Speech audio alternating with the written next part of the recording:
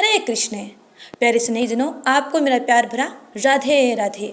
आज आषाढ़ मास का बुधवार है। तिथि आषाढ़ मास शुक्ल पक्ष चतुर्थी, दिनांक 10 जुलाई 2024। आज हम श्रवणपान करेंगे बुधवार व्रत कथा। कथा सुनने से पहले चैनल को सब्सक्राइब कर लीजिएगा और वीडियो को ज़्यादा से ज़्यादा लोगों में शेयर कीजिएगा ताकि आपको अधिक से अधिक पुण्य की प्राप्ति हो। तो आइए गणपति बप्पा का ध्यान करते हुए कथा को श्रवणपान करते हैं। समतापुर नगर में मधुसूदन नामक एक व्यक्ति रहता था। वह बहुत धनवान था। मधुसूदन का विवाह बलरामपुर नगर की सुंदर लड़की संगीता से हुआ था। एक बार मधुसूदन अपनी पत्नी को लेने बुधवार के दिन बलरामपुर पहुंचा। मधुसूदन ने पत्नी के माता पिता से संगीता को विदा करने के लिए कहा। माता पिता बोले, बेटा आज बुधवार है, बुधवार को किसी भी शुभ कार्य के लिए यात्रा नहीं करते। लेकिन मधुसूदन नहीं माना। उसने ऐसी शुभ अशुभ की बातों को न मानने की बात कही। दोनों ने बैलगाड़ी से यात्रा प्रारंभ की। 2 कोस की यात्रा के बाद उसकी गाड़ी का एक पहिया टूट गया। वहाँ से दोनों ने पैदल ही यात्रा शुरू की। रास्ते में संगीता को प्यास लगी। मधुसूदन उसे एक पेड़ के नीचे बैठाकर जल लेने चला गया। थोड़ी देर बाद जब मधुसूदन कहीं से जल लेकर वापस आया तो वह बुरी तरह हैरान हो उठा, क्योंकि उसकी पत्नी के पास उसकी ही शक्ल का एक दूसरा व्यक्ति बैठा था। संगीता भी मधुसूदन को देखकर हैरान रह गई। वह दोनों में कोई अंतर न कर पाई। मधुसूदन ने उस व्यक्ति से पूछा, तुम कौन हो और मेरी पत्नी के पास क्यों बैठे हो?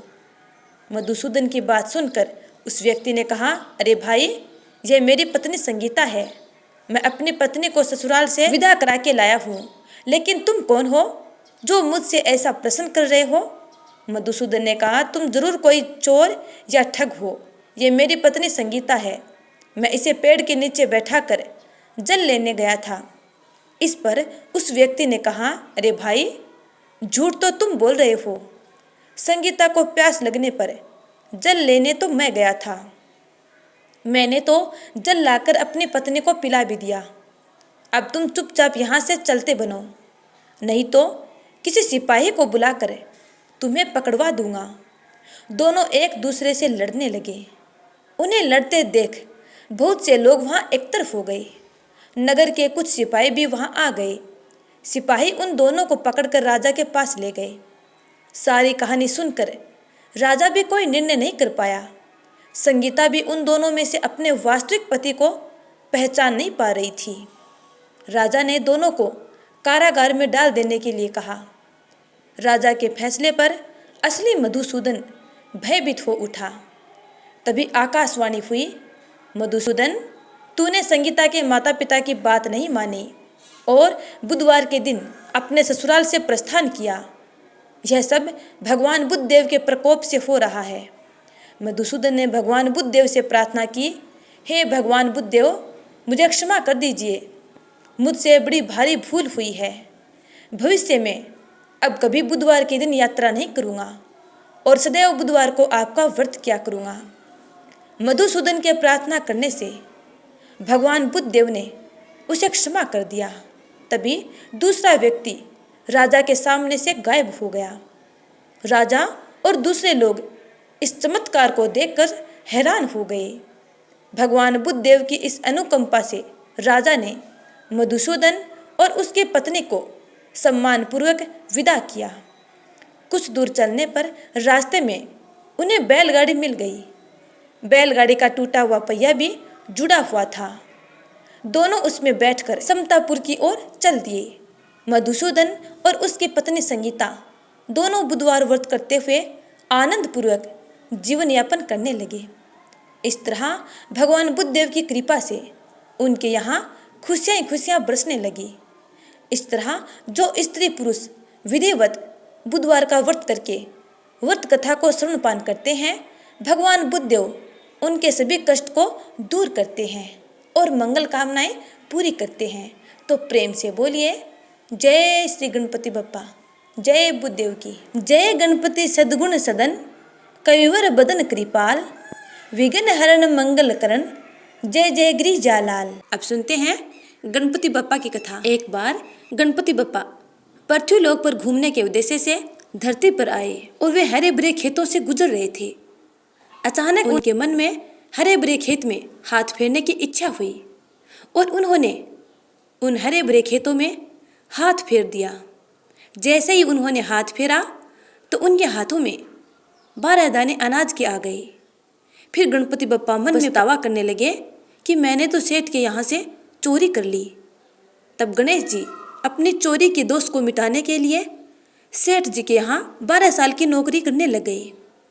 एक दिन सेठानी राख से हाथ धोने लगी तो गणेश जी ने सेठानी का हाथ पकड़कर मिट्टी से हाथ धुलवा दिए। सेठानी सेठ जी से बोली कि ऐसा क्या नौकर रखा है, नौकर होकर उसने मेरा हाथ पकड़ लिया। सेठ जी ने गणेश को बुलाकर पूछा कि तुमने सेठानी का हाथ क्यों पकड़ा। गणेश जी बोले कि मैंने तो एक सीख की बात बताई है। राख से हाथ धोने से घर की लक्ष्मी नाराज होकर घर से चली जाती है और मिट्टी से हाथ धोने से वापस आती है। सेठ जी ने सोचा कि गणेश है तो सच्चा। थोड़े दिनों बाद कुंभ का मेला लगा। सेठ जी ने कहा, गणेश, सेठानी को कुंभ के मेले में स्नान करा के लाओ। गणपति बप्पा सेठानी को कुंभ के मेले में ले गए। वहां जाने के बाद सेठानी किनारे पर बैठकर नहा रही थी। तब गणपति बप्पा उनका हाथ पकड़कर आगे डुबकी लगवा लाए। घर आकर सेठानी ने सेठ से कहा कि गणेश ने तो मेरी इज्जत ही नहीं रखी और इतने सारे आदमियों के बीच में मुझे घसीटकर आगे पानी में ले गए। तब सेठ जी ने गणेश जी से पूछा, ऐसा क्यों किया तूने। गणेश जी ने कहा कि सेठानी किनारे बैठकर गंदे पानी से नहा रही थी तो मैं आगे अच्छे पानी में डुबकी लगवा कर ले आया। इससे अगले जन्म में बहुत बड़े राजा और राजपाट मिलेगा। सेठ जी ने सोचा कि गणेश जी है तो सच्चा। एक दिन घर में पूजा पाठ हो रही थी, हवन हो रहा था। सेठ जी ने गणेश को कहा कि जाओ सेठानी को बुला कर ले आओ। गणेश सेठानी को बुलाने गया तो सेठानी काली चुनरी ओढ़कर चलने लगी तो गणेश ने तुरंत काली चुनरी फाड़कर फेंक दी और कहा कि लाल चुनरी ओढ़कर चलो। सेठानी नाराज होकर सो गई। सेठ जी ने आकर पूछा, क्या बात है। तो सेठानी बोली कि गणेश ने मेरी चुनरी फाड़ कर फेंक दी। सेठ जी ने गणेश को बुलाकर बहुत डांटा और कहा, तुम बहुत बदमाशी करते हो। तो गणेश जी ने कहा, पूजा पाठ में काला वस्त्र नहीं पहनते हैं, इसलिए मैंने लाल वस्त्र के लिए कहा। काला वस्त्र पहनने से कोई भी शुभ कार्य सफल नहीं होता है। फिर सेठ जी ने सोचा कि गणेश है तो समझदार। एक दिन सेठ जी पूजा करने लगे तो पंडित जी ने बोला कि वो गणेश जी की मूर्ति लाना भूल गए, अब क्या करें। गणेश जी बोले कि मेरे को ही मूर्ति बनाकर विराजमान कर लो, आपके सारे कार्य सफल हो जाएंगे। यह बात सुनकर सेठ जी को बहुत गुस्सा आया और वे बोले कि तुम तो अब तक सेठानी से ही मजाक कर रहे थे, आज मेरे से भी करने लग गए। गणेश जी ने कहा, मैं मजाक नहीं कर रहा हूँ, मैं सच बात कह रहा हूँ।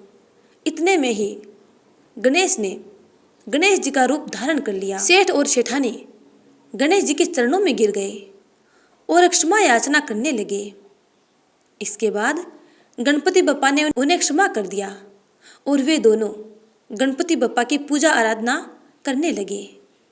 पूजा खत्म होते ही गणेश जी वहाँ से अंतर ध्यान हो गए। सेठ सेठानी को बहुत दुख हुआ। उन्होंने कहा कि हमारे पास तो साक्षात गणेश जी रहते थे और हमने उनका ही अपमान कर दिया और उनसे इतना काम करवाया। इस प्रकार वे दोनों पश्चाताप करने लगे। गणपति बप्पा ने उनको देखा और सोचा कि ये दोनों पश्चाताप की अग्नि में जल रहे हैं। तब गणपति बप्पा सेठ जी के सौपन में आए और कहा कि आपके खेत में से मैंने 12 अनाज के दाने तोड़ लिए थे। उसी का दोष उतारने के लिए मैंने आपके यहाँ काम किया था। आप दोनों को पश्चाताप करने की कोई आवश्यकता नहीं है, क्योंकि मैं तो अपने दोस्त का भार उतार रहा था। और गणपति बप्पा बोले कि आज के बाद आपके घर में किसी प्रकार की कोई कमी नहीं रहेगी। इस प्रकार कहकर गणपति बप्पा अंतर्ध्यान हो गए। सेठ जी जब प्रातःकाल उठे तो उन्होंने देखा कि उनके घर की जगह करोड़ों का महल बन गया था। हीरे मोती जवाहरात चमक रहे थे। घर में नाती पोते सब खेल रहे थे और घर में खुशियां खुशियां छा रही थी। यह देखकर सेठ सेठानी अत्यंत प्रसन्न हुए और भगवान गणपति बप्पा का धन्यवाद करने लगे। इसके बाद वे दोनों सेठ सेठानी गणपति बप्पा की हर रोज आराधना और पूजा करने लगे। इस प्रकार पृथ्वी पर वे दोनों समस्त सुखों को भोग कर अंत में वैकुंठ लोक को प्राप्त हुए। हे गणपति बप्पा, जिस प्रकार आपने उनकी मन इच्छा पूर्ण की, वैसे ही अपने भक्तों की मंगल कामनाएं पूर्ण करना।